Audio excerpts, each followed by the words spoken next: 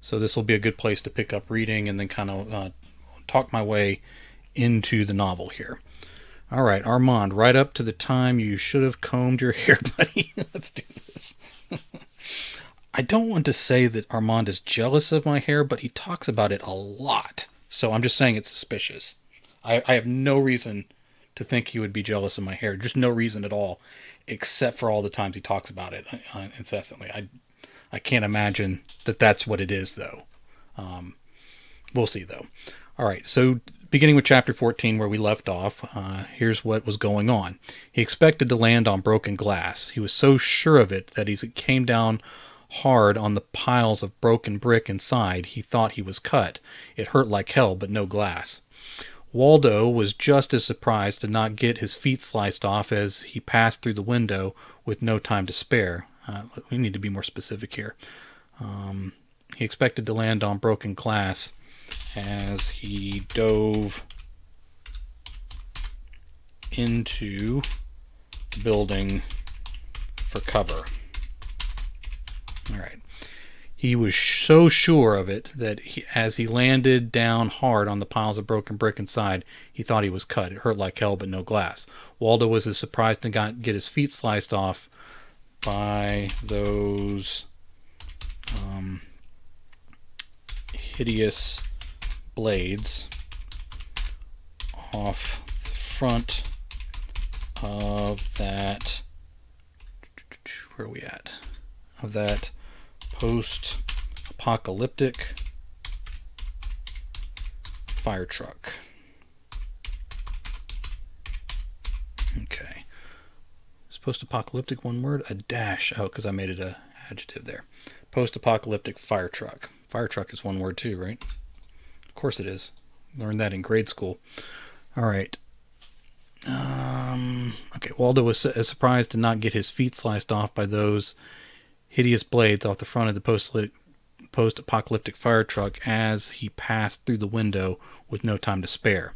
The opening behind him lost its shape and broke open much wider as the forward, I don't know what forward is. Sounds like a fancy word that people don't use anymore. As the forward blade of the driver's side tore away the front of Waldo's refuge. More chunks of brick fell heavy on his back, okay, and legs. More than the pain of it, he scrambled to get out from under all of that for fear of getting trapped. The wave of gore and severed flesh splashed over his lower. Let's not do severed. Let's do flayed. All right. Flayed flesh splashed over his lower body as quickly behind the cascade. So quickly behind the cascaded brick wall that his mind went to rain and wetting himself before he realized that foul flood was the remains of the horde that had entered this narrow street at the worst possible time. Good thing I reread this. Look at all these mistakes. And what does that think it's misspelled? Because it is not. All right. Rising to his hands and knees on the painful brick pieces, he looked up in time to see shelves farther down the front of the shop come flying away from the buckled front wall. The boards survived well enough. The boards, let's say, with their brackets, survived well enough considering.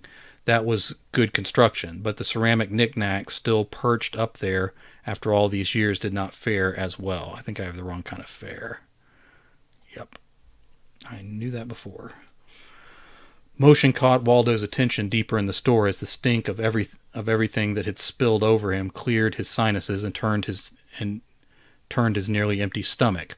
Undead patrons near the dark register and around the central counter turned to view the action and the single living human rising from it all. They seemed to consider him for a beat or two before they shuffled in his direction. They would run into trouble as they left the smooth polished concrete floors for the spills of brick, but Waldo wanted to be clear of them before that happened.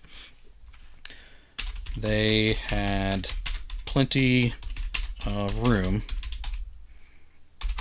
but they still... Let me make that a new paragraph.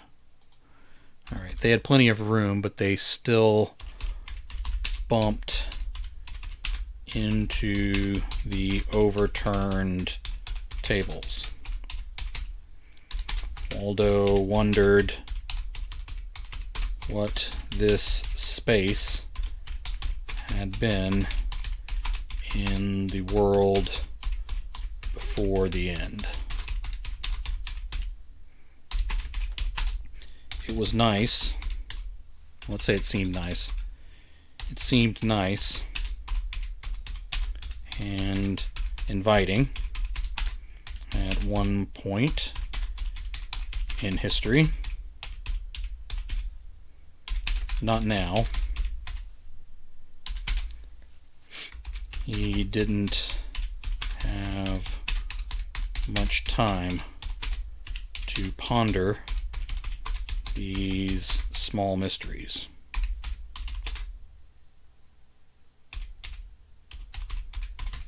Okay.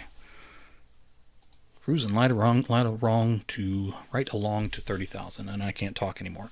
He slogged over the bigger piles of debris toward several large openings where the wall used to be. He prepared to fight his way through all those zombies, but he stepped out onto the roadway all alone for the moment.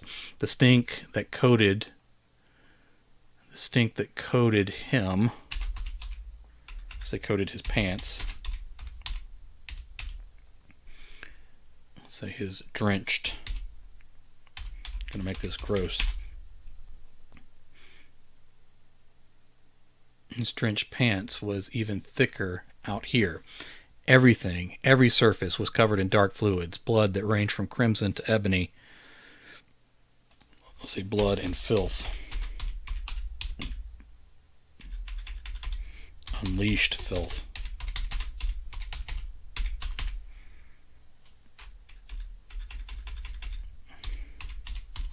That ranged from crimson to ebony had sprayed up the walls to the second story. Larger globs of flesh stuck to the walls. Let's say viscera. Let's just get right into it. Larger globs of viscera stuck to the walls even higher than that.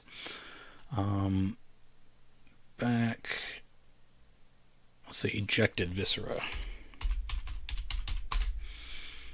Stuck to the walls even higher than that. Back from where the killer truck had come.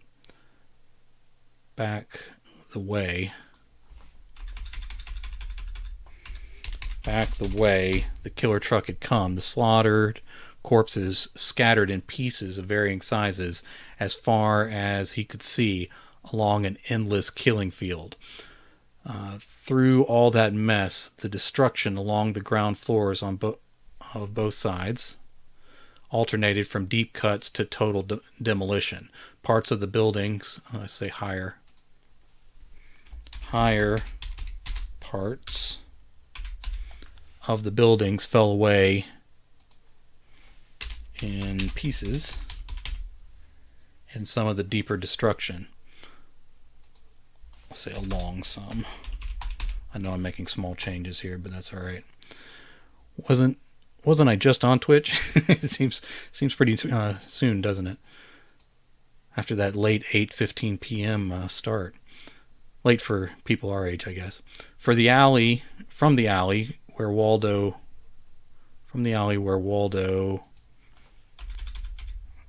had come. I was going to try and get deeper vocabulary, but I don't think it matters.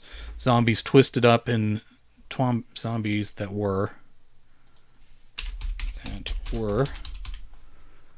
twisted up in thorn vines and covered in grass rooted to their flesh emerged. Too late for the truck to take care of them. Waldo groaned and almost fell twice as he turned around on the slippery street to run. He found himself shuffling along, not much faster than the zombies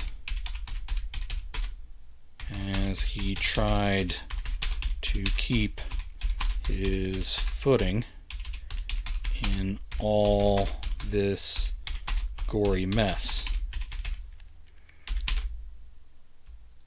His boots made ripping sounds, made sticky ripping sounds,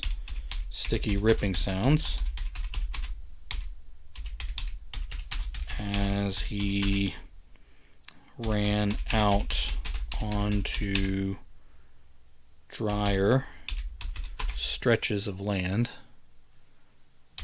stretches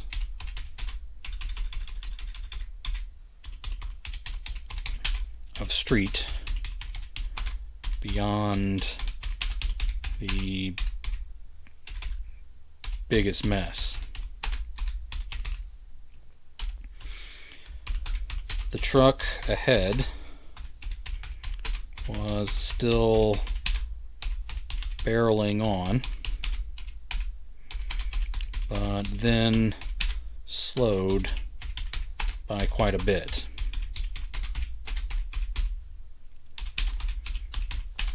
More undead, say, on my second chapter now. Good job, Kevin. I saw that you had joined up. And hosting me. Thank you so much. I saw that you joined up, and I remembered to finally accept your friend request. I think it was a couple hours later, and saw that you were writing something. When I get to the update at the end, where I update mine and check, do you mind if I check your page on stream as well to show people what you're working on? If you don't mind that, just let me know in the chat, and we'll add you to the list. The truck ahead was still barreling on, but then slowed by quite a bit. Sure, you don't mind. Thanks. That's going to be great. All right. Heads stuck out from windows and doorways on both sides, like the undead neighbors wanted to know what all the ruckus was about.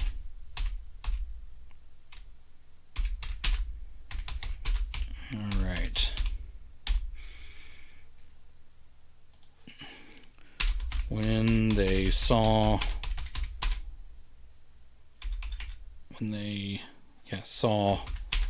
Waldo running by, dripping the loose pieces of their fellow zombies, these new rivals decided they wanted some of that action. The roadway filled in behind him. Ahead, he realized the driver of the converted war truck leaned out the window and waved a thick, tattooed arm.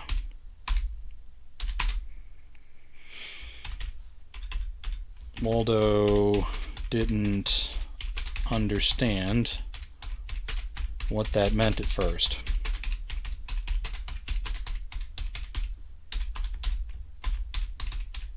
Hurry up, the guy yelled. Let's say the driver. The driver yelled. Sorry about almost clipping you there. We didn't see you until we were right on you. Run on up and get on the back. I can't slow too much, so hurry up. We'll get you out of here. So I'm calling buddy. Alright, we'll get you out of here, buddy. Alright. Waldo picked up his pace, but looking at more razor wire and more angled blades off the back of the truck. Waldo picked up his pace, but looking at more razor wire and more angled blades off the back of the truck, he wasn't sure this invitation was going to be pleasant. The driver waved some more and seemed to be pointing at something. The ladder, back corner. See it? Come on. Waldo did see it. In a narrow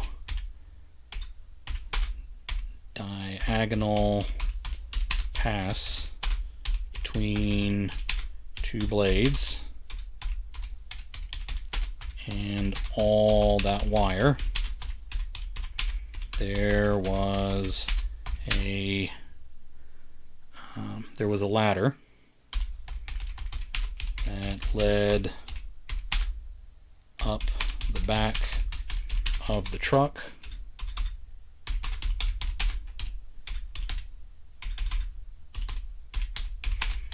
and onto the flat surface of what would have been the fire truck.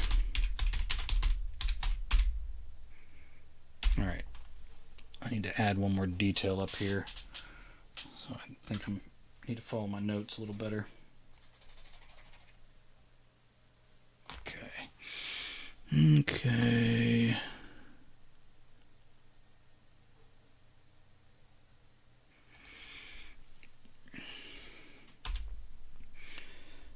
Okay, that razor wire, I'm going back to a previous paragraph to fill in some stuff here. That razor wire went all the way around the base of the truck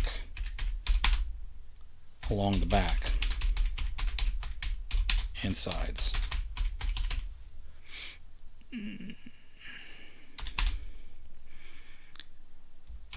On top,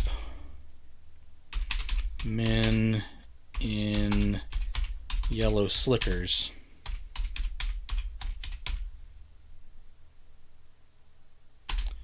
and firefighting gear leaned over railings that appeared to be welded along the top of the vehicle.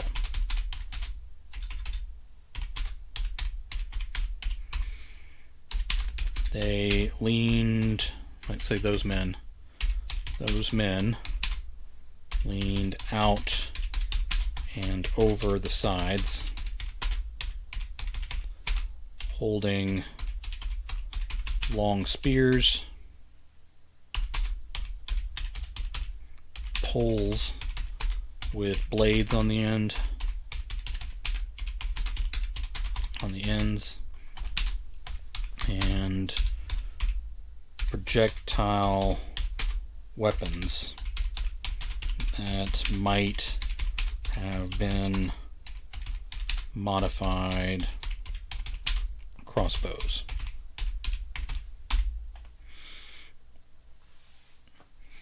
Alright, woohoo, scoring more J-Coin. Spend it wisely, spend it wisely. I gotta come up with stuff to do with those channel points so Frank doesn't feel cheated. Alright, Waldo did see it in a narrowed pass. Nope, I'm up here in the top. Alright, modified crossbows. They appeared poised and ready to stab and cut the undead away from the sides. From Waldo's point of view, that seemed a meaningless concern, as all the sharp bits around the truck obliterated anything in its path. Ahead, I'll say ahead and to the side. Alright, there we go. Waldo did see it. In a narrow diagonal pass between two blades and all that wire, there was a ladder that led up the back of the truck and onto the flat surface of what would have been the fire truck. No, let's say what would have been the flat surface. I'm taking words out. That's not what you're supposed to be doing in NaNoWriMo. You just keep writing words. Back of the truck and onto the flat surface where those geared up fighters still watched down by the sides. Whoever these people were, they were an organized fighting unit.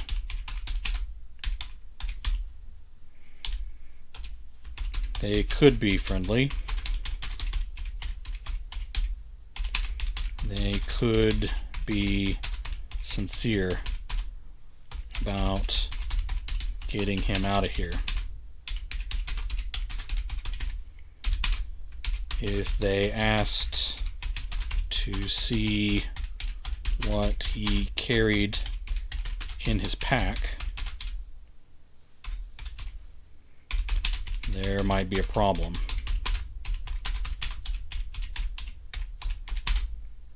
He needed to get that stuff out of the city.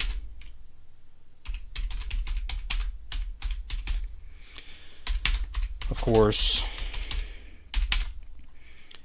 running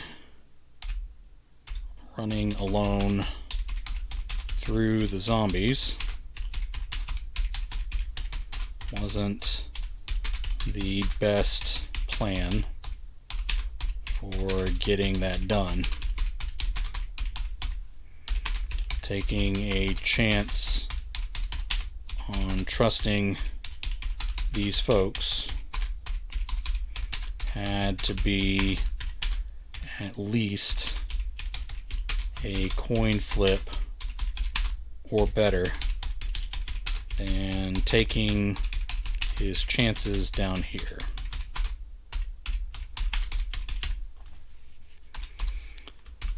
The truck had slowed, but Waldo still had to haul ass to catch up. Alright. Boom, ba-dum, boom, boom. Alright, here's move along. Okay. What did I say about the sign?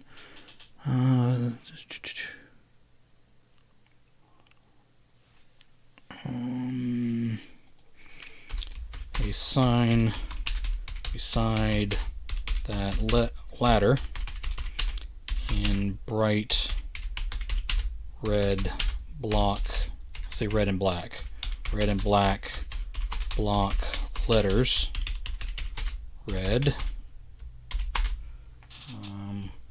climb up here.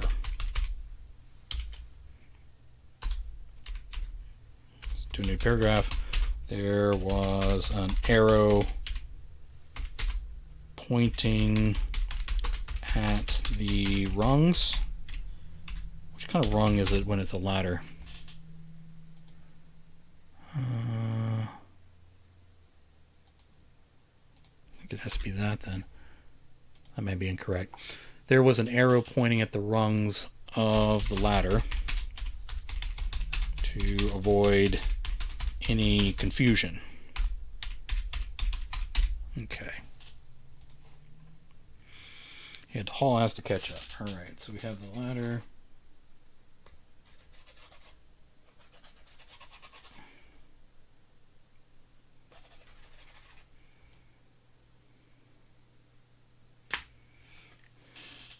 Okay. As he almost reached that odd pass between sharp edges, the bottom half of a body spit out from under the back spiked wheel.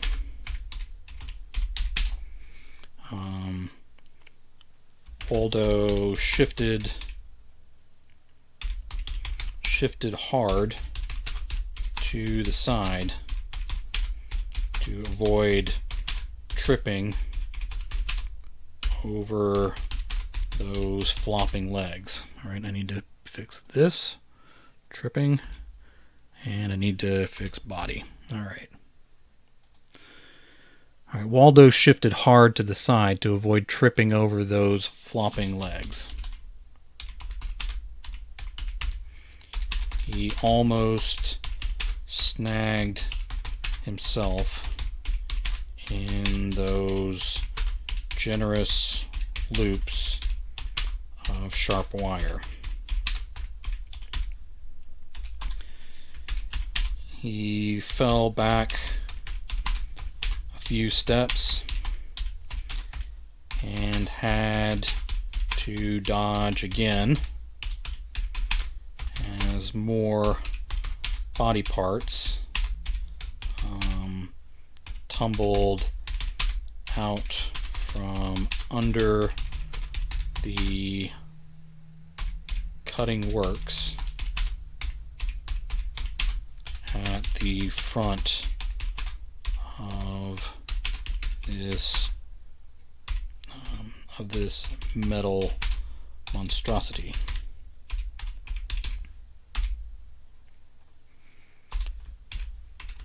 The driver kept waving his hand up and over in a steady, okay, I misspelled monstrosity first of all. Hand up and over in a steady come along gesture. I'm trying, Waldo growled through his clenched teeth.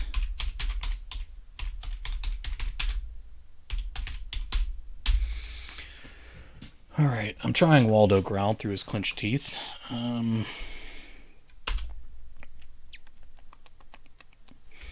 He entered that space and really found himself in trouble. Okay. Note check.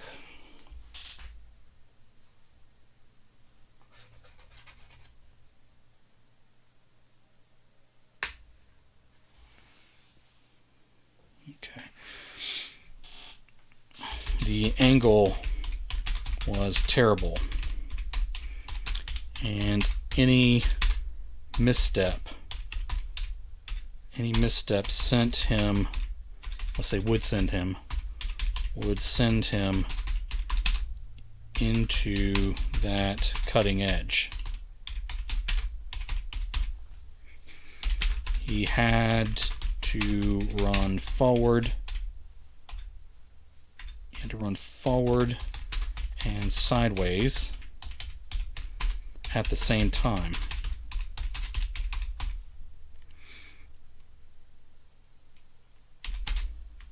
And he swore the truck was speeding up.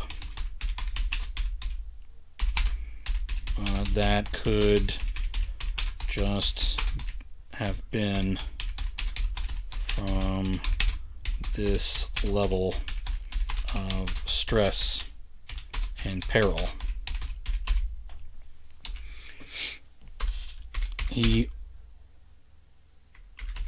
His hand slipped over the rung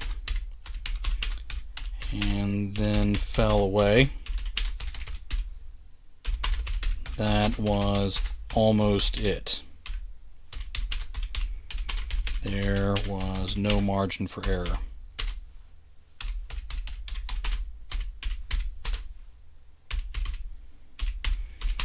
He put on a final... No, let me make that a new paragraph. All right.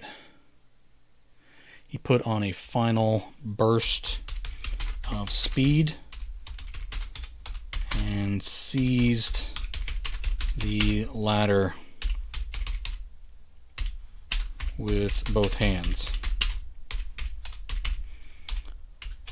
holding his weight by his arms was exhausting, but getting his feet off the ground felt like heaven.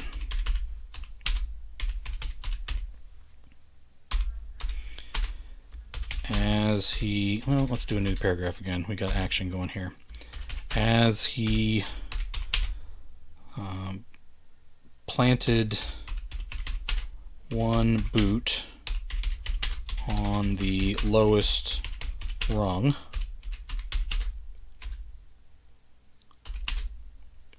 something grabbed his other ankle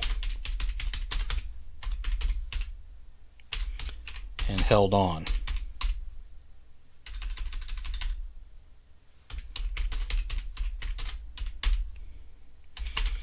Without looking, Waldo redoubled his grip and listened to whatever had him, dragging the pavement behind.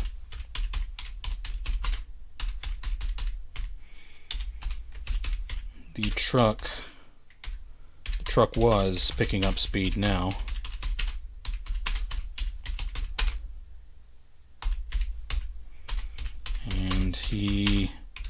And his muscles strained.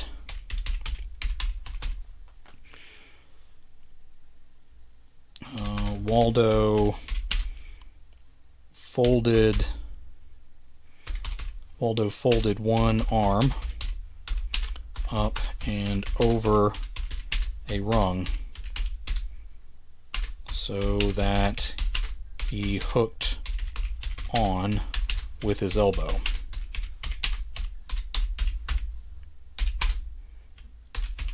He then kicked his trapped foot up and down to free himself. He took care, let's say, no, taking care. I got too many he's in here. Taking care, he made sure none of his kicks swung outward, because those badly angled blades waited to cut him open.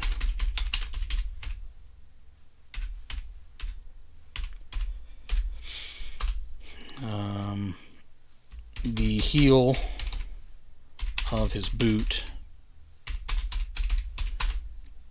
contacted a solid object that had to be the thing's skull.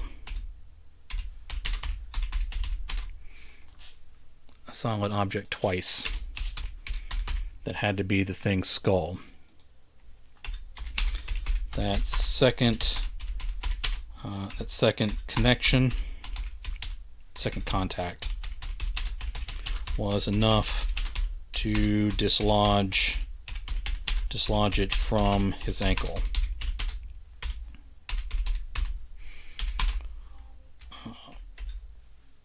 Waldo got both boots on the ladder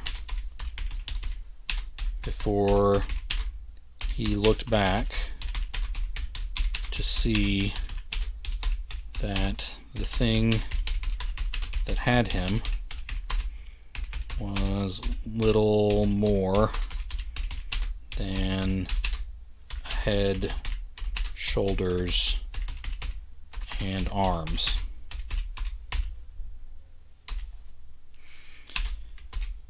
He breathed a little easier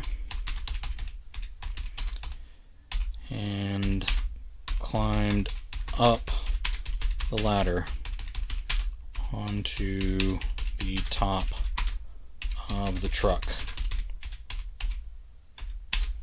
with the suited up men.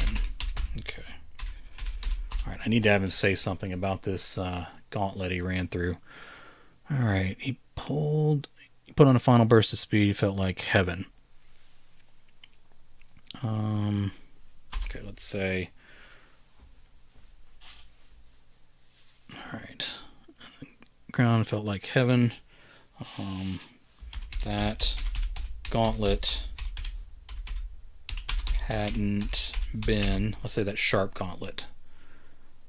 That sharp gauntlet hadn't been as inviting as the what was it? Climb up here. Hadn't been as inviting as the come up here sign.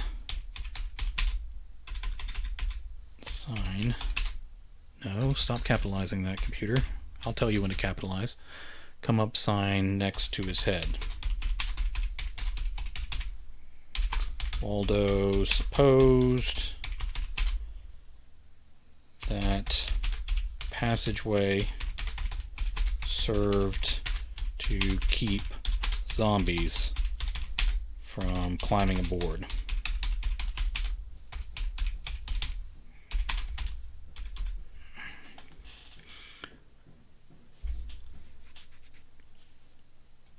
Alright, sometimes I use my inspiration playlist on Spotify with music that inspires me. Yeah, I don't listen to music as much with writing as I used to. I used to have it kind of background. I could even have songs with words in them as long as they were deep background.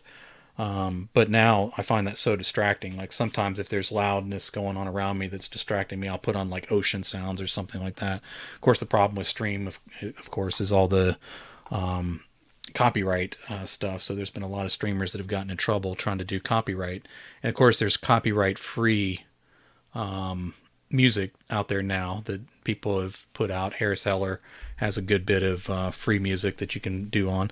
But there's been cases where people have gotten copyright violation things that they had to dispute and have gotten rid of because someone claimed it inappropriately. And so Harris Heller had to whitelist all those sites. And for me, it just seems like more trouble than it's worth. I don't want to mess with my income or my streaming or any of that kind of stuff. But yes, occasionally when I'm off stream, I'll do like ambient noise. So a lot of times ocean sounds or something like that, as opposed to music specifically. I know a lot of writers that do good work with music, and I'll even write stories based on a song that inspired me or something. But no, I'm usually a silence guy when I'm writing now. It seems. He breathed a little. Of course, I'm reading as I write when on stream, so that it's never really silent. He breathed a little easier and climbed up the ladder onto the top of the truck to get away from the suited-up men. You can always listen to music without spread through the string. That is true. That is true. And I've considered that too. Yeah, because all I have to do is have the thing off. And I do that. It's funny. I do that with the movies. When I'm not doing, every day writing, a novel or whatever, I do 3 days a week. And that Thursday night time that you dropped in on, usually in a normal month, a normal week, I'll do a movie watch party then. So I'll just pick some movie and do the watch party function. And depending on your region, you're able to watch in. And I listen to the movie, but I do it, without the sound coming through, because you can connect through with Prime, but you would still get a copyright violation if you're playing the sound through your system. And so I'll listen off that way. Yeah, but I think sometimes, like, just writing on stream and following a story, that's about all my brain can handle. But yeah, there's a lot to be said about listening with music, and I think if I got back into the habit, it might help some. He breathed a little easier and climbed up the ladder onto the back of the truck. All right, so now we're about to meet these men. All right, so he kicked the body loose. He climbed on truck with the firefighters. All right.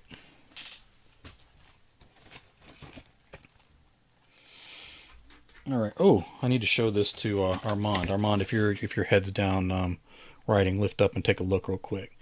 All right. So back to the main thing. I'm switching notebooks because I used up my other one, so I had to find another notebook, and I had this one handy. So the official MondoCon notebook,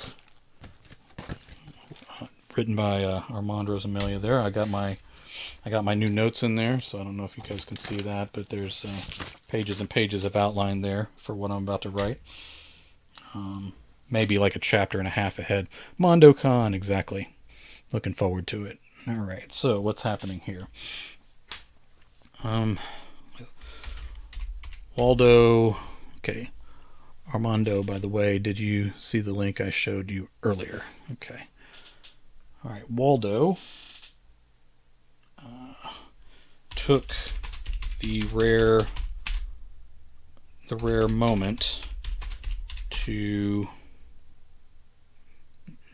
No, I got to get back to.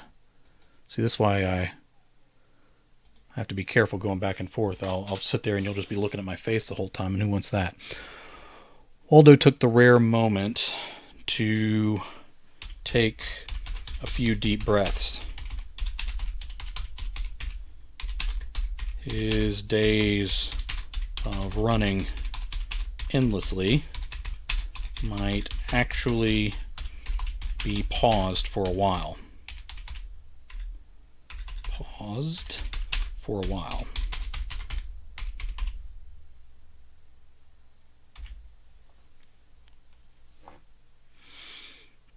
Okay. What was Waldo's favorite band before the world went? I don't know. Why we haven't really explored his musical taste very much, have we? May have to consider that. He maybe he strikes me as like a smooth jazz kind of guy,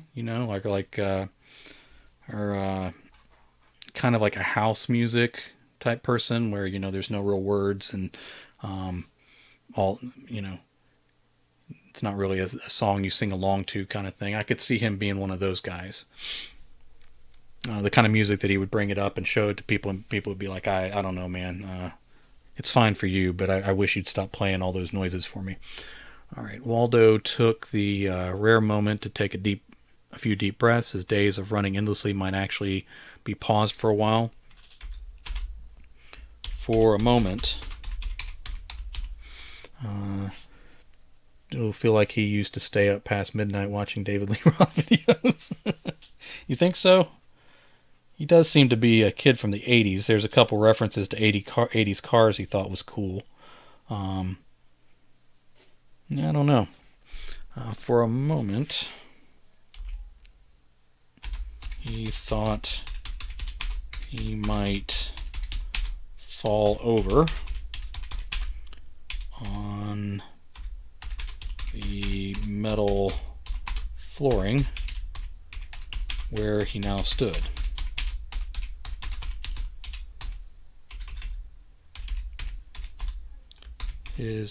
Let's keep this the same paragraph. His stomach swooned. I don't know if your stomach actually swoons, but I'm going to say it anyway. His stomach swooned, and he pictured the deck of a ship on stormy seas. Was he getting seasick? How long had it been since he had ridden in any sort of vehicle?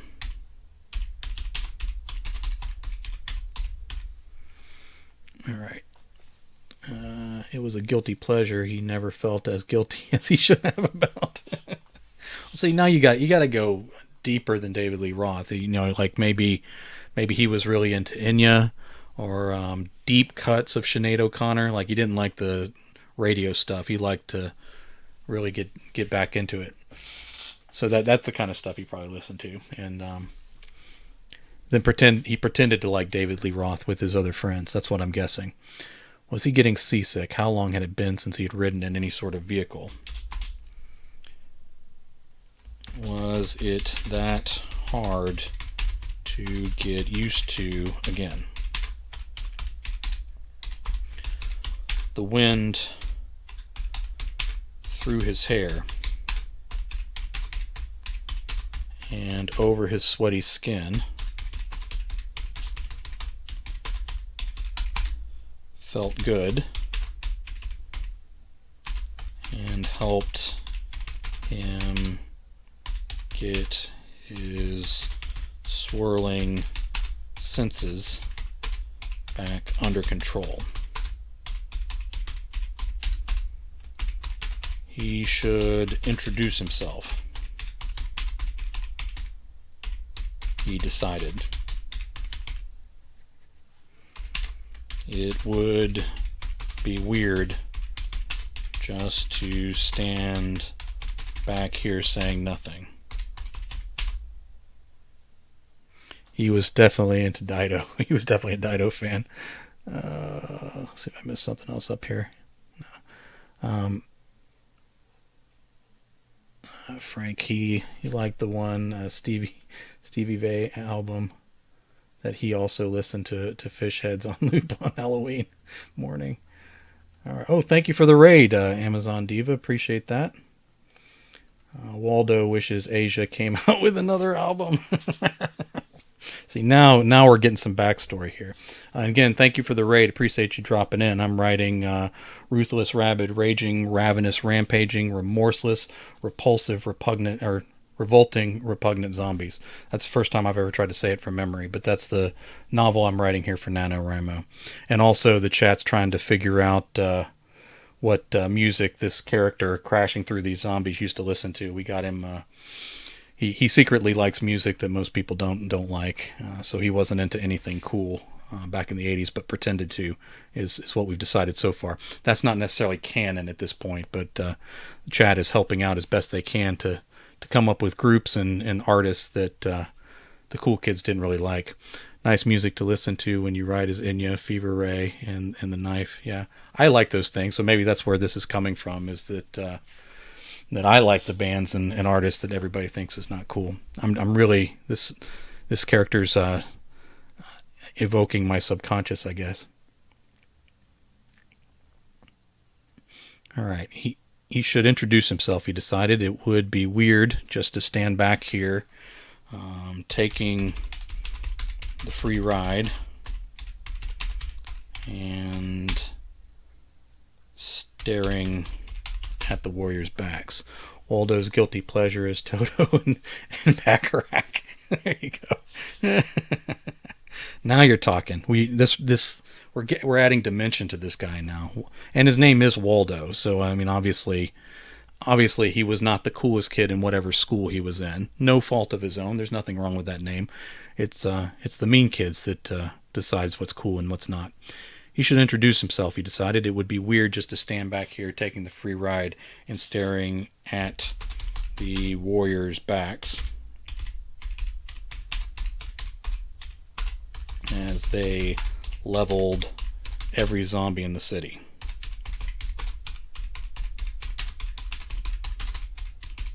For him. All right. Waldo's guilty pleasure. Okay, we got that. Definitely an Elvis Costello fan too. Never shut up about him. Hey, now Elvis Costello is cool. That's what the cool kids listen to. I'm sure Armand doesn't agree. I imagine he likes obscure bands that for a long time he kept trying to tell people about, and then his actual friend said, "Listen, dude, you can't keep trying to walk into people having a conversation and just randomly playing things on your tape deck." Because again, he was probably an '80s kid. I'm thinking. Okay, so what we need to get him. All right. A few wobbly steps forward, and Waldo reached out to the closest guy with a spear.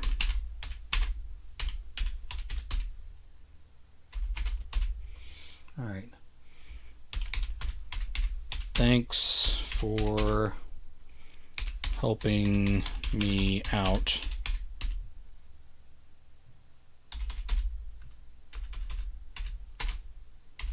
Okay. So now he patted the guy on the shoulder of his thick yellow slicker. That thing. All right.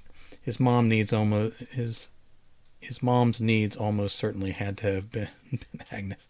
Name almost certainly had to be Agnes. Only Agnes's name people Waldo, I guess.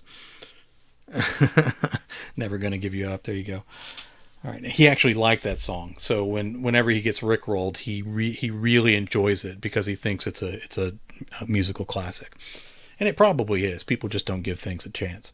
All right, patted the guy on the shoulder of his yellow slicker. That had to be hot as hell out here under the sun. The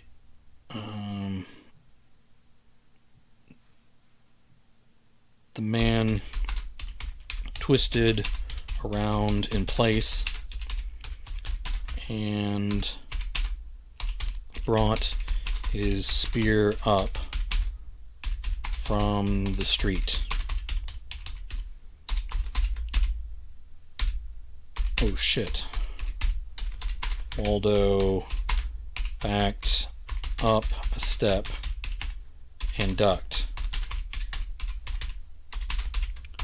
Sorry, man. I shouldn't have snuck up on you like that.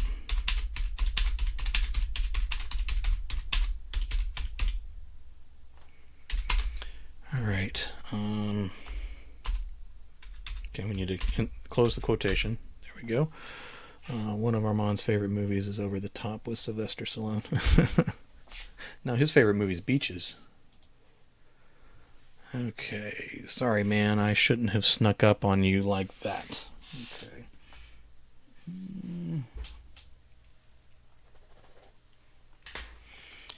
As he turned on Waldo, a hinge attached to the helmet and faceplate contracted. The anything by Sly Stallone is oh, he meant Waldo. Okay, I thought he was throwing shade at Armand. No, he meant Waldo. All right, that's funny. As he turned on Waldo, a hinge attached to the helmet and faceplate contracted. The faceplate flipped open to reveal sunken gray skin adhered to the bones in a skeletal grin.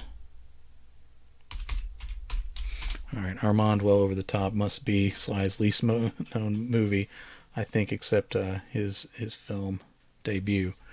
Alright, the faceplate flipped up. Alright, let's fix up. I tend to spell up and of incorrectly when I'm in a hurry. I always fix it before anybody sees it, except you lovely people. You get to see the raw ugly here. The faceplate flipped up to reveal sunken gray skin adhered to the bones and a skeletal grin. The undead firefighter growled and leaned forward toward where Waldo crouched. Okay. The uniform was tied to a flexible pole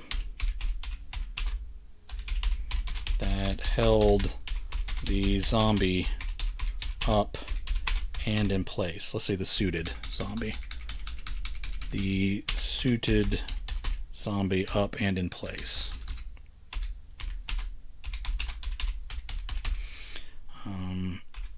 The spear was tied to his gray hands.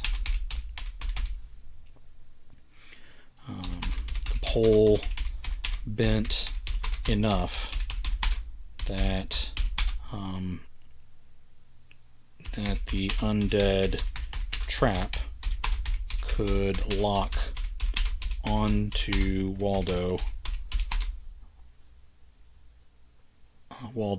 where he stared up in shock.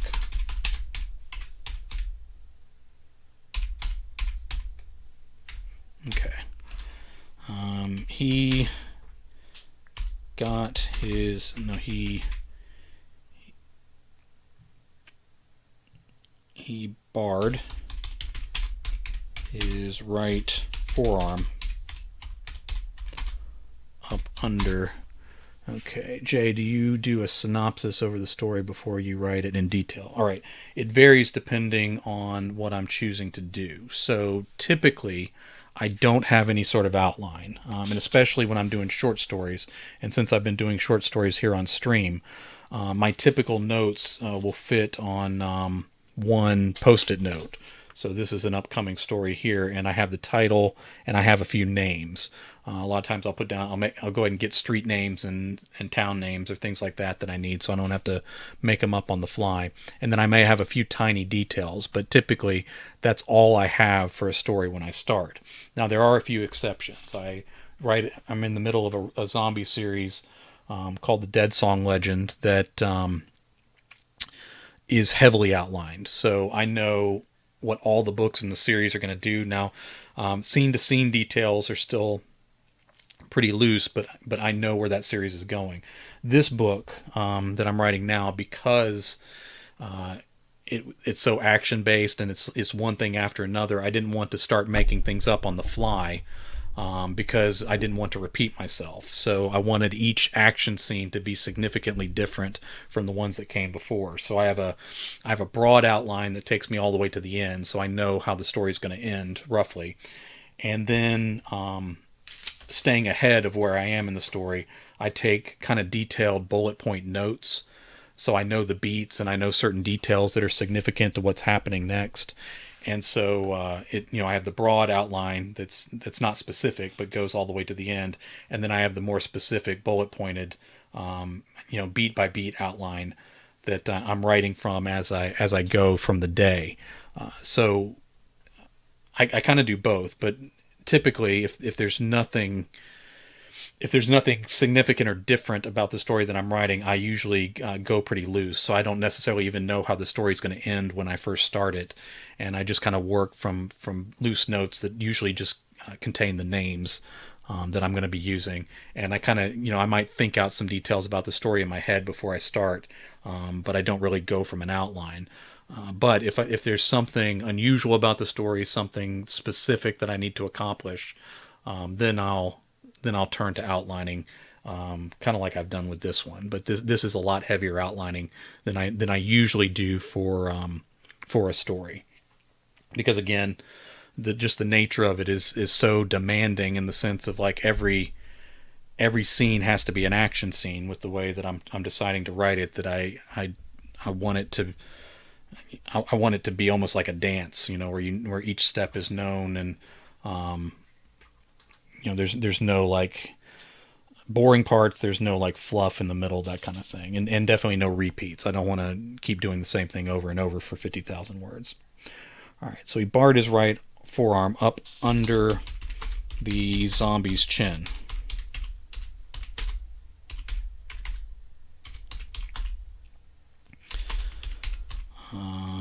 The creature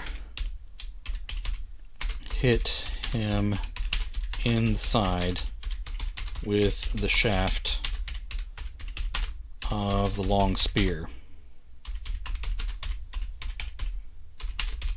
Thank goodness his hands weren't free. Thank goodness its hands weren't free. A lot of times I'll use its for zombies so that it doesn't confuse with pronouns I'm using for the characters. Okay, thank goodness its hands weren't free. The suspended monster snapped its teeth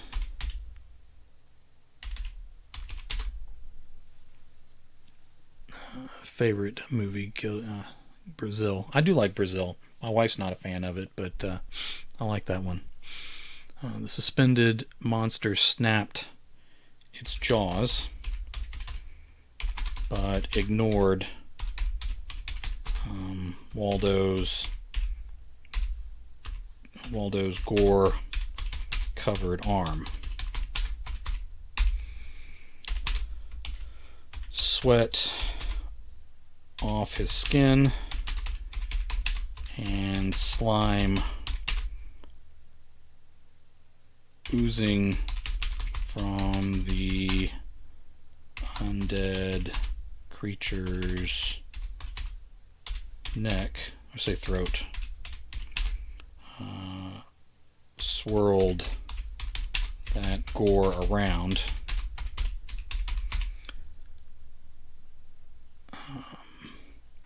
But not enough for the monster to sniff through it.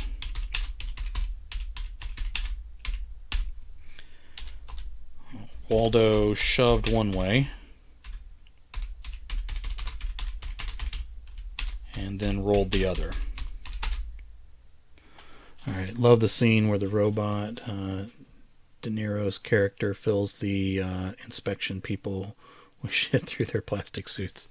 Yeah, I love that. I love that movie. It was. I thought it was so brilliant and different, and I was really into sci-fi at the time that I watched it. But then it had those elements. Of course, the more experience I got in life, the more I knew about those types of storytelling. But it just had elements I hadn't seen in other sci-fi at the time.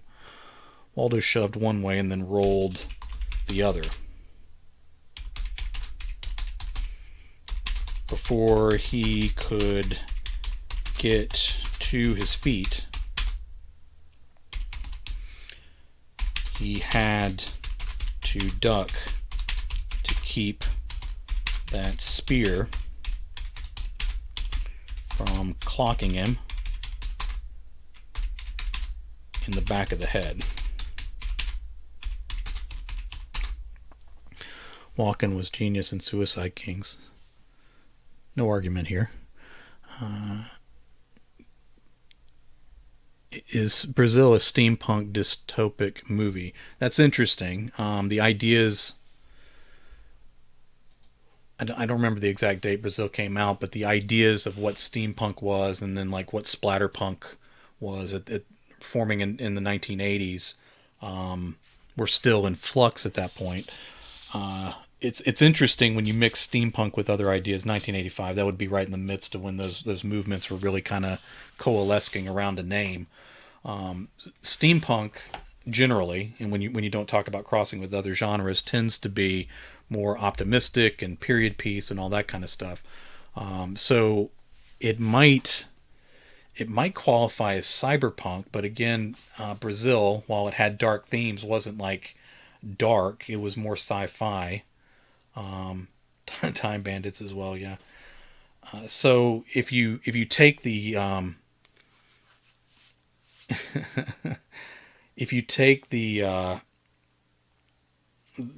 strict definitions of steampunk out and you start crossing with other things, then you end up. Then I think you could apply that because some of those elements are there. The aesthetic, I think, might be a little different, though. I think it may be closer to that cyberpunk idea, even though it may be playing with what we would identify as steampunk. All right. Time Bandits is one of the greatest movies of all time. I loved that as a kid, and I loved it as an adult. And it's kind of rare for me to do that. Usually, a lot of movies I loved as a kid don't hold up. And then, of course, movies I discover as an adult are... I'm seeing him at a different time. Waldo shoved one way and then rolled the other. Before he could get to his feet, he had to duck to keep that spear from clocking on the back of the head. It did smack the man across the way on the shoulder. That figure swung around on his flexible suspension pole. Terry Gilliam's best movie was Von Munchausen's Adventures from 1989. I didn't see that one. I've heard about it. There's a lot of mixed reception to that one, but most brilliant things do have it. Is Willy Wonka the original steampunk? Maybe. Top Hat, all sorts of strange. You see, the movie it is awesome. Yeah. Who knows, Frank? You may be onto something. You're not usually, but you might be. Maybe you're the secret genius of our group that's underappreciated in his time. That figure swung around on his flexible suspension pole with a crossbow. The crossbow tied to his hands. The bloated, the eyes of that creature sunk dark into the bloated blue flesh of the thing's face and neck.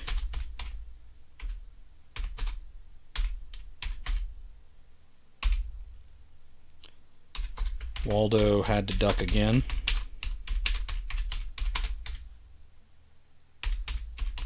And roll forward.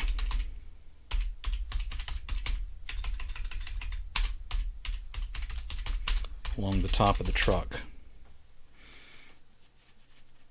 Or like Candy Punk. Waldo had... That's funny. There should be a category called Candy Punk. That would be awesome. Waldo had to duck and... again, and roll forward along the top of the truck. Still speeding along with him.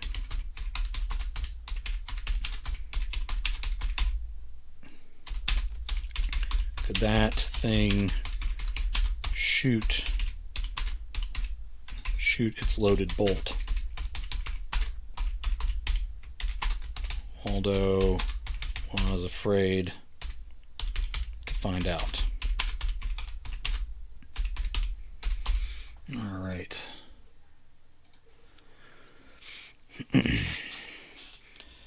The other warriors cross the top of the truck, turned as well, revealing they were all reanimated corpses posed in their gear. This was the trap, apparently.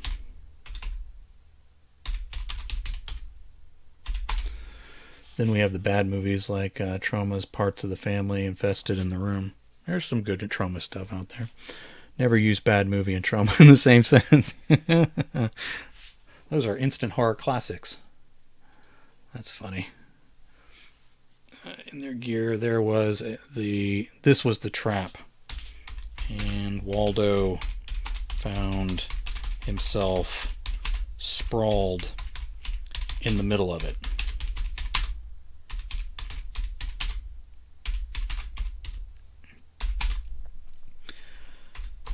A couple of the guys further along had their hands free. Waldo had to slap them away and dodge around as he advanced up the middle between them. He could have asked himself Frank cashing in his channel points for more emojis. Jay Wilburn's face for sale. You have obviously never seen Parts of the Family. It is a bad movie. And a classmate in the media course laughed our heads off when he watched it. I don't know, man. Are you a friend? Are you a fan of Parts of the Family there, Frank? I'm not sure. Maybe it's only certain Trauma movies. He could have asked himself where he thought he was going. Or better yet, I need to do a comma there. Or better yet, he could have wondered where the men who set this trap wanted him to go. I touched Lloyd Kaufman. Yeah, he was a genius. Underappreciated. He's appreciated and yet underappreciated at the same time. Or better yet, he could have wondered where the men who set this trap wanted him to go. At the time, he was just... I thought this was a PG. I thought this was a PG chat. Well, I mean, Frank could be talking about just an innocent shaking of hands. He's probably not because he's Frank, but at the time he was just trying to stay alive. All right, one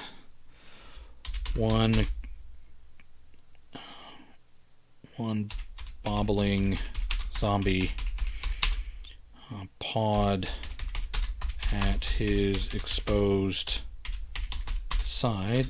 I'll say Waldo's. At Waldo's exposed side, as the other leaned in, teeth first, with its hands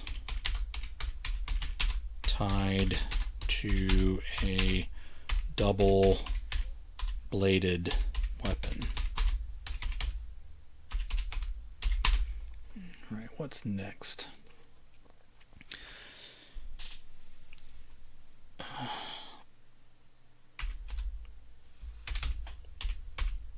Waldo kicked into the chest of the pawing zombie, which succeeded. Oh man, now we're doing callbacks to previous chats. The numb hand. Oh Lord. Frank is poisoning the whole discussion. All right, Waldo kicked into the chest of the pawing zombie, which succeeded in rocking it backward, only to spring forward again.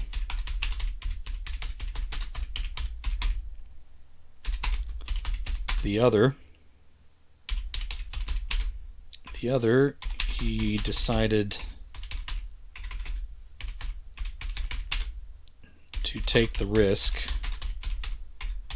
of palming his gory right hand over its face as he used his other hand to take the handle of the weapon to keep it from swinging.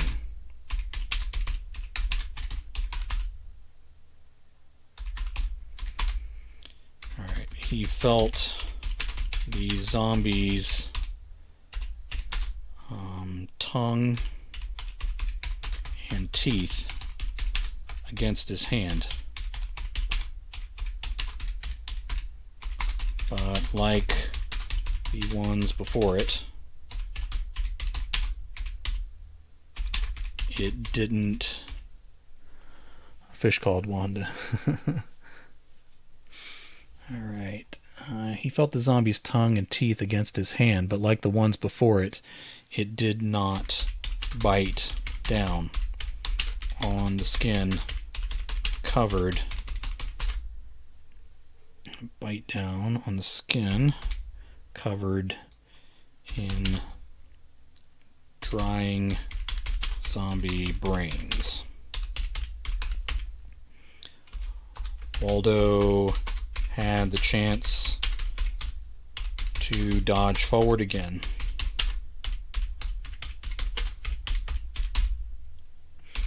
Alright. Something fell toward him from above. Something fell toward him from above. He turned in time to see the falling body.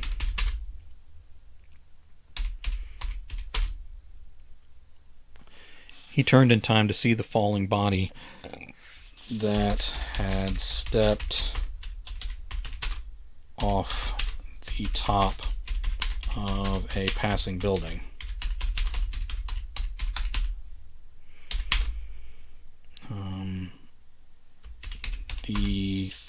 The zombie, let's say the falling zombie's head burst open on the railing and splattered everywhere as the body, let's say it's the headless, no, let's say decapitated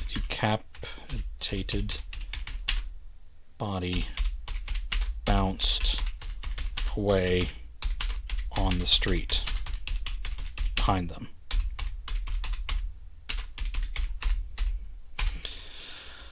Not all of that explosion of brains and bone hit Waldo, but enough of it.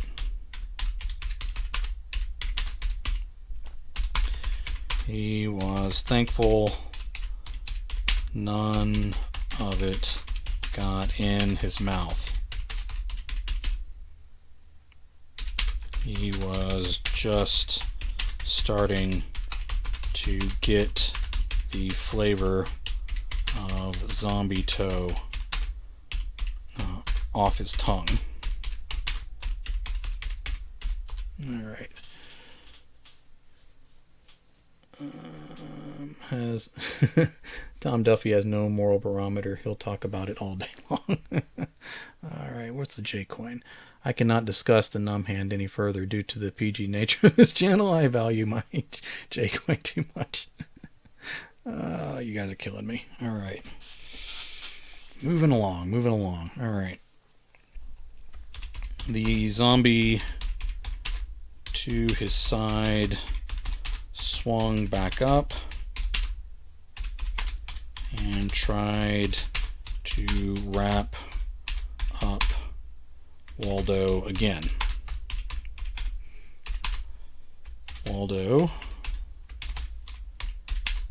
kicked it in the chest and then dodged between the last pair of zombies hung up behind the cab. He staggered through their reach, but then skidded to a halt and fell on his butt to avoid being cut to pieces.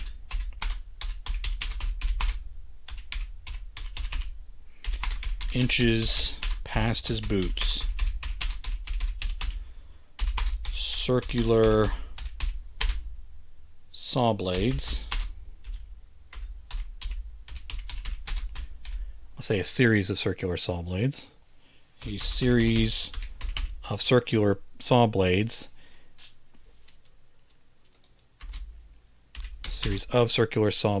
and a cork screw grinder spun away, waiting to devour him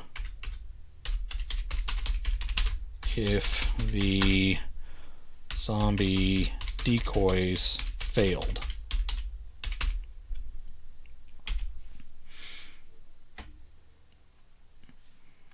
This was the end of the trap.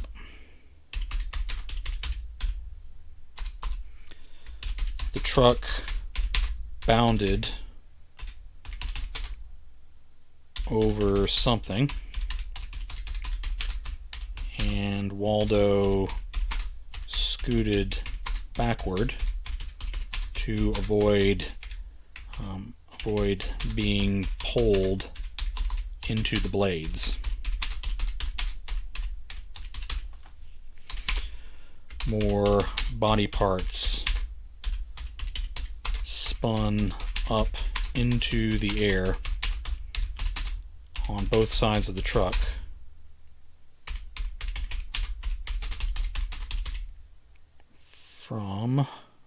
Let's finish truck.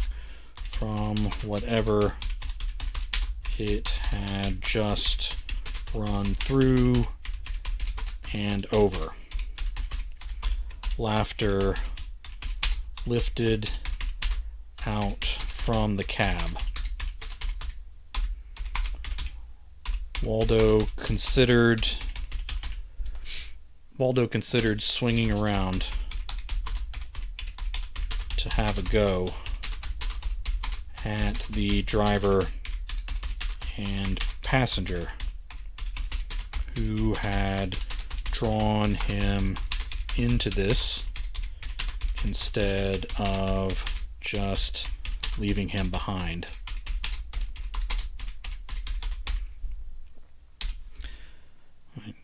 This was their territory, though.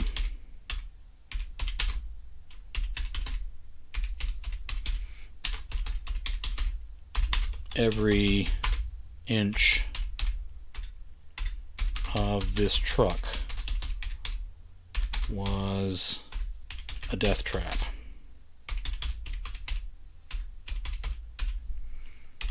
He needed to leave them behind. Waldo rolled over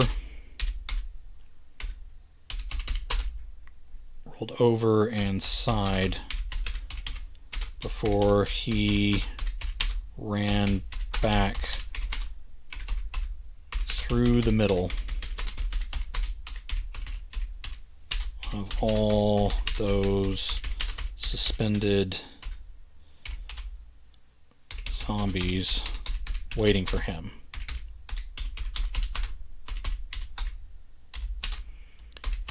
He dodged hands, teeth, blades. He dodged hands, teeth, blades, and bludgeons.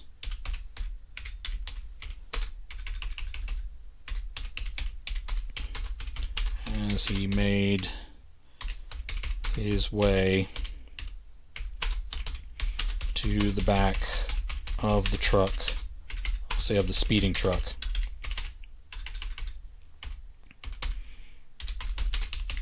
Again. Another bump in the road brought a severed head looping and bouncing into his path. The eyes rolled and the jaws snapped with deadly threat. Waldo kept on the move and side-kicked the loose head off the other side of the truck.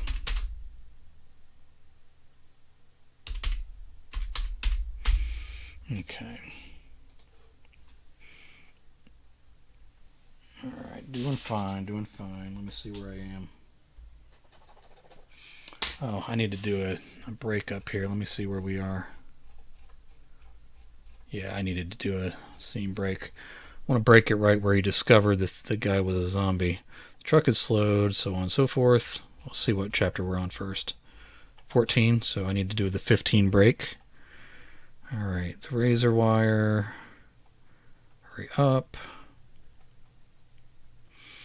Alright, I'm trying. Heel of his boot. Contacted. Patted the guy on the shoulder.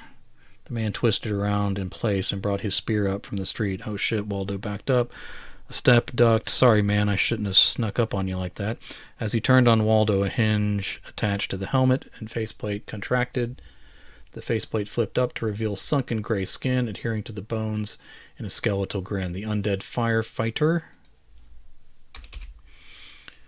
I always say guard. The undead guard growled and leaned forward toward where Waldo crouched. All right, so we'll make that the chapter break. There we go. And center chapter 15. And there we go. All right, so that's a good place to break it. Now let's get back to the chapter we've been writing all this time without realizing it. I was one chapter further along. Okay, duck the spear. Slapping, biting, growling. Got to the buzzsaws. Let's get to a halt run. Okay. I want to add one more thing here. Yeah. Above the spinning blades was a platform welded to the top of the cab. Waldo considered that he might be able to jump and climb onto that thing. But then what? They might shoot through the roof.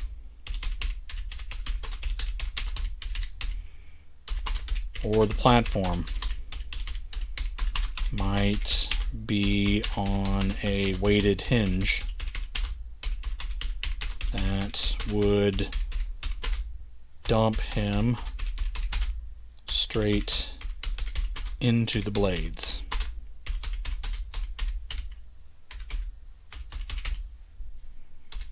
Okay, let's do... No, I was going to say the end. Alright, rolling forward here.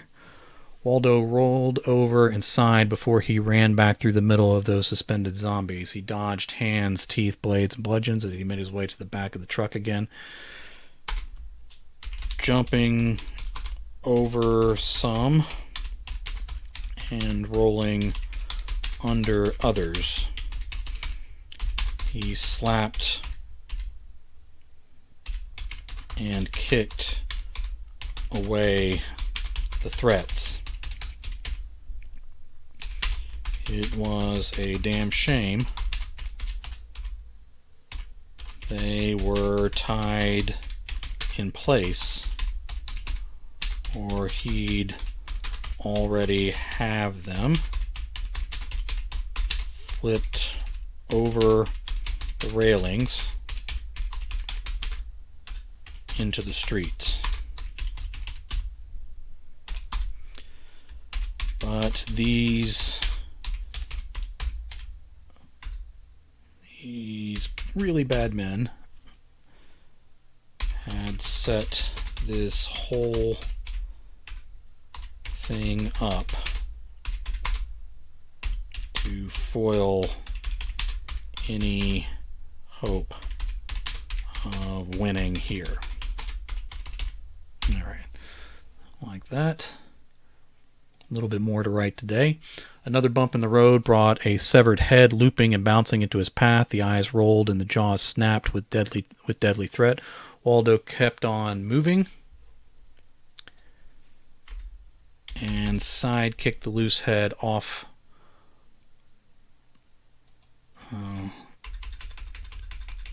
the truck. Okay. Now, what's next here? I finally caught up. Got to the platform.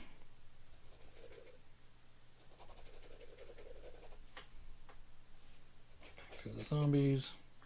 Alright.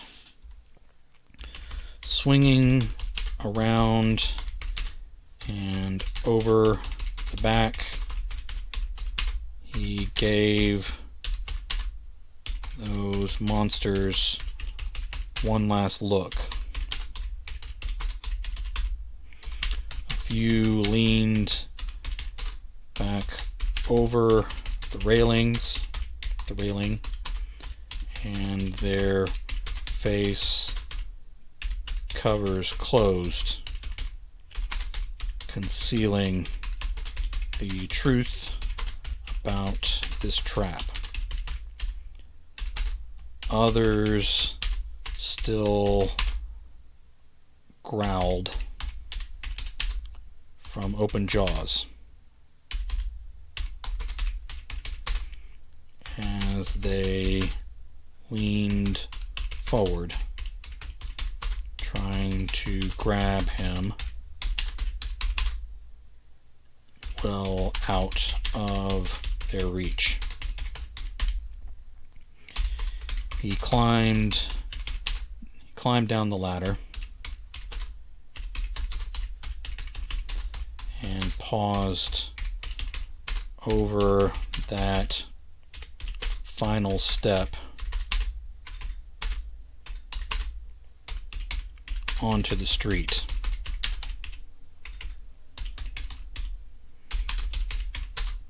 The truck was really moving now. They didn't want him to get away.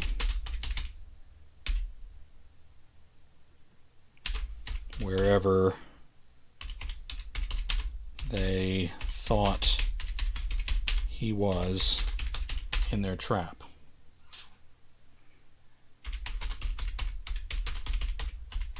Okay, let's see where I'm in my notes.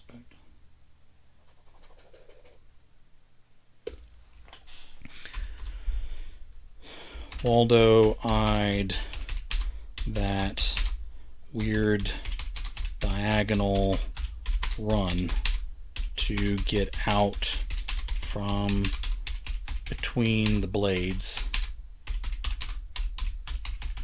and away from the truck.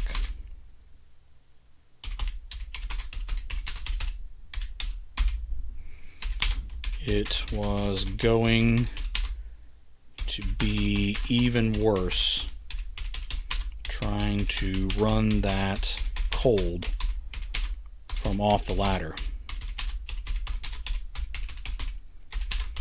That must be part of the trap too.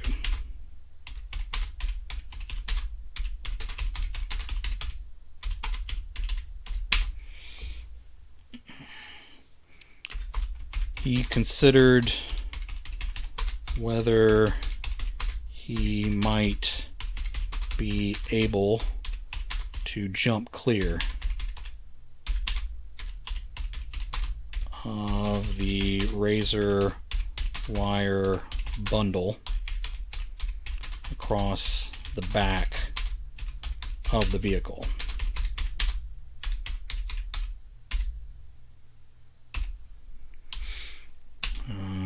It didn't look good. Even if he got enough height from a higher jump, he'd hurt himself badly on the landing.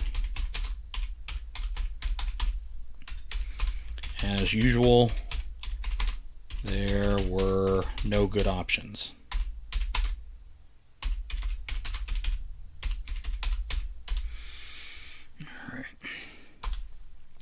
The rungs of the ladder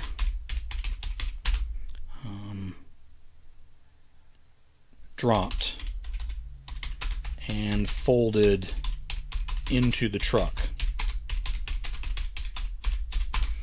Waldo didn't have time to think about what was happening.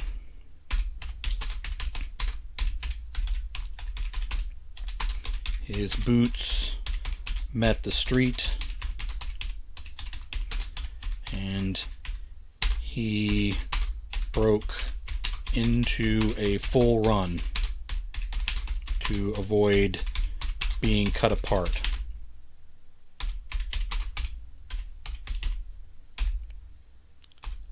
Same paragraph. He had a couple close calls, but was able to gauge his speed and move sideways enough to get clear of the truck's threats. Once he did, his balance came too far forward. He kicked his heels way back behind him as he tipped over and took a battering tumble over a curb, across a sidewalk,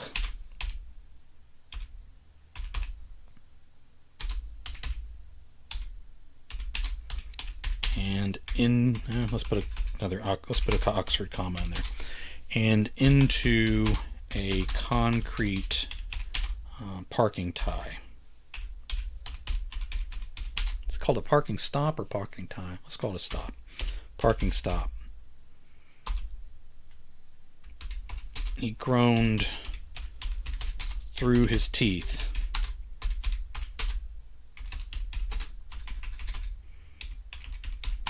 and sat up slowly.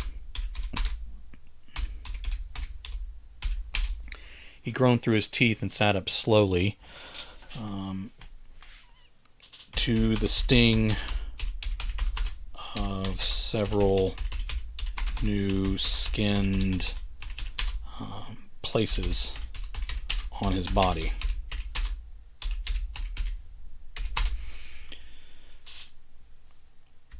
He would do well to avoid being splattered for a while. Too many breaks in his skin to get away with that much longer. All right. I want to get to a better stopping point. I'm past my 30,000 word mark. All right, one way, fold. Okay. He watched the truck recede into the distance. Waldo found himself on the bloody edge of a open parking area that extended out at least for an acre. Okay, let's spell a few things right. Extended and least for an acre. Okay.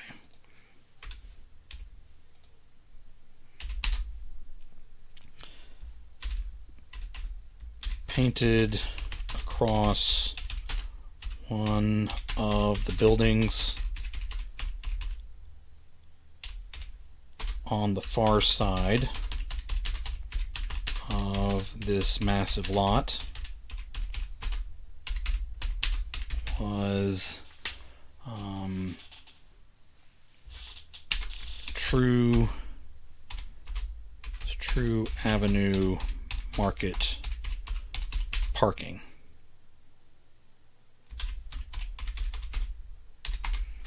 a giant arrow, the color of dried blood,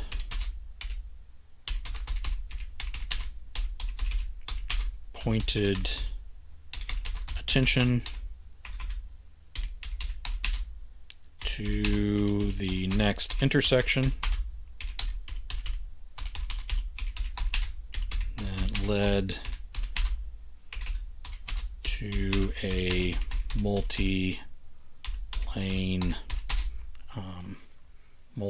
road ahead. As he focused on the back of the truck approaching that intersection,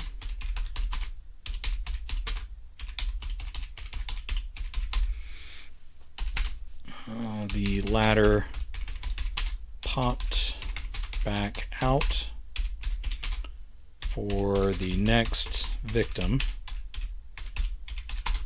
that decided to accept the invitation to climb.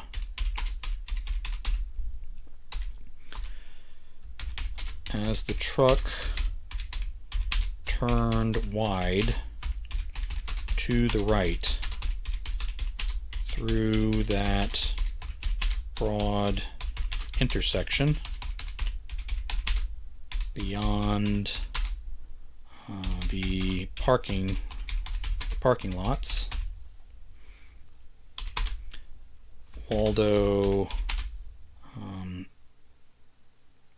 saw the full passenger side of the converted vehicle. Letters had been added, and at least one had been marked out so that city fire truck now read dead city dire truck. The passenger of the dead city dire truck leaned out his open window, let's say his high open window, still laughing. He extended his arm that also bore tattoos,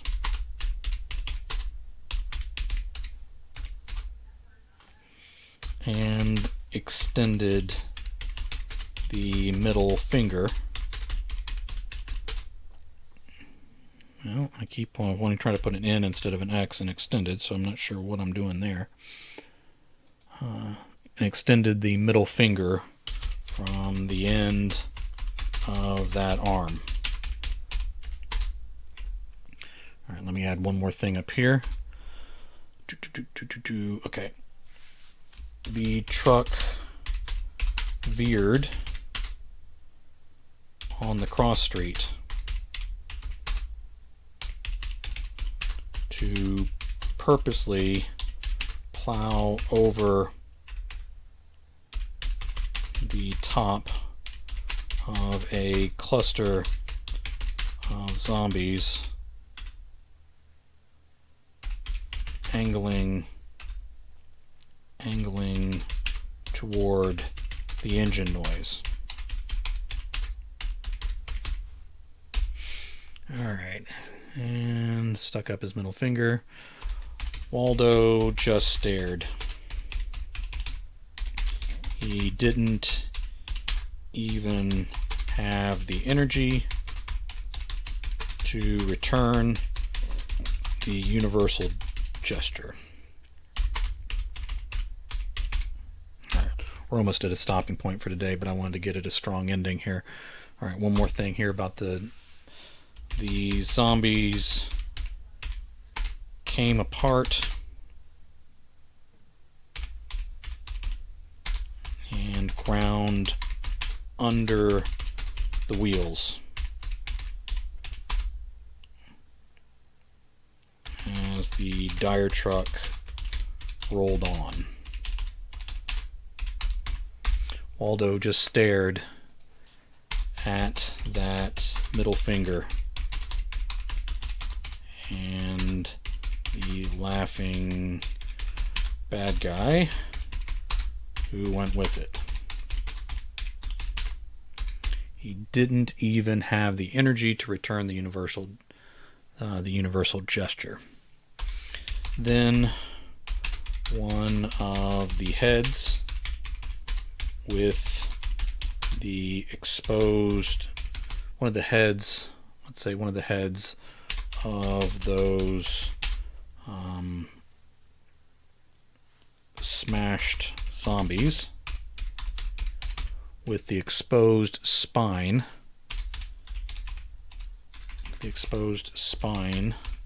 still attached,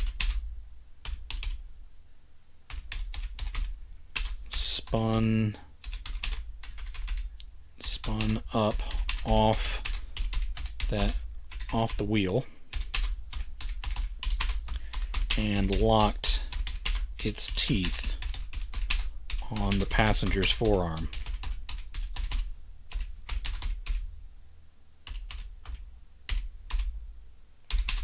The laugh rose into a shrill scream.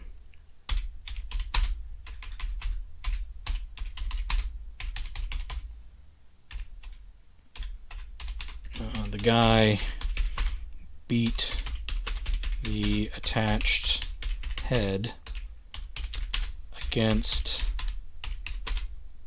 his door jamb.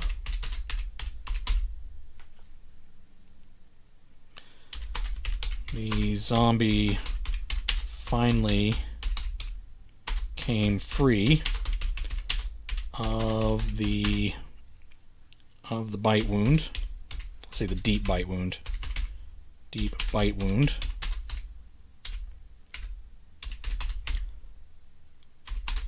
But rolled across the dash inside and fell away from view into the lap of the driver. Now they both screamed.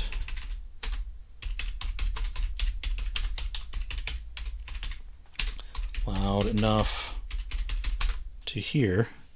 First chat, hello, thanks for being here, Zen. I appreciate it. We're about to wrap up, but I got a crazy zombie story going here. Appreciate you dropping in. Now they both screamed loud enough for Waldo to hear all the way from where he sat. Oh, he friends on Nano as well. I look forward to looking at how far you guys have written since last time I checked. Now they both screamed loud enough for Waldo to hear all the way from where he sat, watching the scene play out before him. The truck, let's say the dire truck, we got a name for it now. The dire truck swerved wild from side to side.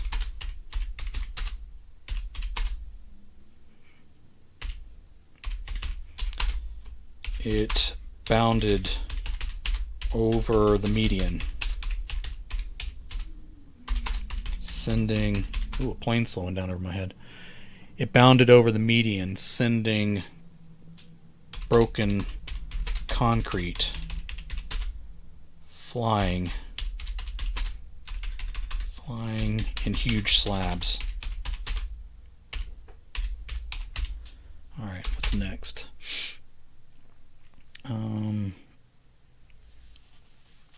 dire truck swerved wild from side to side. It bounded over the median, sending broken concrete flying in huge slabs. All right, I'm going to stop there because I'm at 30,369 words. So he came over the curb, driving.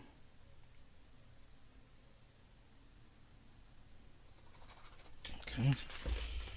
And let me make sure I'm at the right place. Truck makes a turn to the next intersection. I already had that. Dire truck to that. I had down that the guy had a beard, so maybe I need to put that in. Circle that. Sorry. Zombie head. Laugh turns to screams. Beats against the door jamb. More screaming. Okay.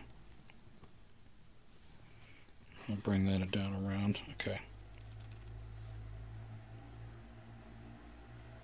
Alright, so that's where I left off. Sounds good. Alright, let's take a look. Good grief, what is happening? I got planes coming in. I got like cars racing. I think there's motorboats on the river behind my house. Is it possible there are ninjas coming to get me? You guys didn't call a bunch of ninjas, did you? I'm going to miss dinner if you did that. Alright. 30,369 words. 30,369 words. Alright. 30,369 words. I am very happy with that progress. I'm 300 over my goal for today. Alright. So, doing great. I am very proud of myself. Now, let's see how my buddies are doing. I always jump back out to the view of my pretty face because not all my buddies want to be seen on stream, so I make sure that I only show the ones who want to be seen. Alright, so jumping back in, we're looking at John Quick. He's writing Beneath the Surface, and he's at 30,912 words, and that may be yesterday's total, so he's probably about a day ahead of me, even on that pace. So very good job, John Quick. Alright. Ryan Pelton. Ryan Pelton has not updated for today yet, but we may be looking at yesterday's totals. I don't remember where he was at that point, but Ryan J. Pelton currently has 28,885 words. And again, he's another one that I think updates in the evenings. All right, we have some new folks on here too. Tom Duffy. Again, I don't remember yesterday's... he's definitely updated at least once since I pulled this site up. All right, Tom Duffy, you have the Light Fantastic, 26,498 words. So very good job, Tom. If you are still on, I just want you to know that I'm very proud of you. And I know that is as valuable as J. Wilburn channel points. All right, Armand Rosamilia. All right, he's already updated at least once. I think he's jumped 2,000 words since I checked this morning.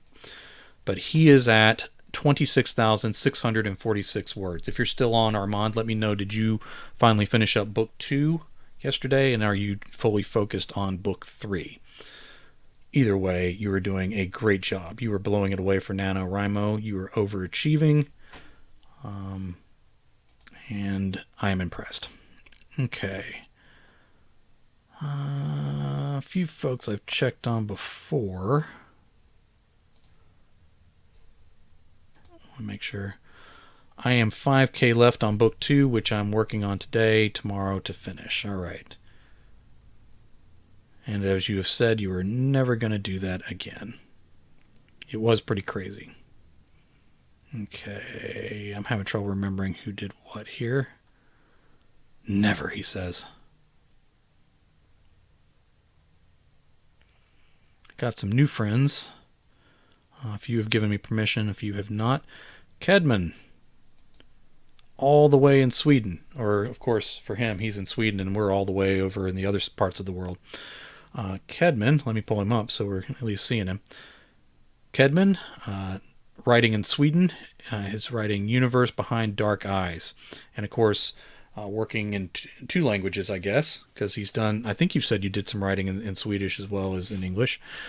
He is at 2,055 words. Now, to be clear, he literally joined this site yesterday.